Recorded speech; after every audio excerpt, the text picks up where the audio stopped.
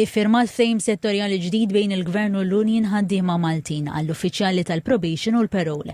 Il-ftehim se jtejjeb il-benefiċċji tal-ħaddiema u jinvesti fir-riżors uman.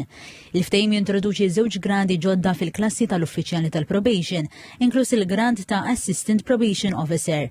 Intqal li dan iħajjar persuni li jixtiequ jidħlu f'din il-professjoni fi stadju aktar bikri u jiksbu taħriġ u esperjenza fuq il-post tax-xogħol. Il-ftehim jipprovdi wkoll żiediet fl-allowances, se jżied ukoll performance bonus ġdid marbut mal-prestazzjoni u l-ħidma addizzjonali mwettqa mill-uffiċjali. Fost il-miżuri ewlenin hemm iż-żieda fil-Continuous Professional Development Allowance biex jiġi sostnut it-taħriġ kontinwu l-iżvilupp professjonali tal-uffiċjali tal-probation kif ukoll żiediet fil-probation and parole allowance.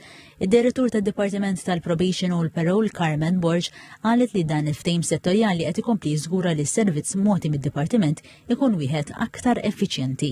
Permezz ta' dan il-ftehim settorjali aħna qed naraw titjib konsiderevoli fil-kundizzjonijiet tal-ħidma tal-uffiċjala tal-probation.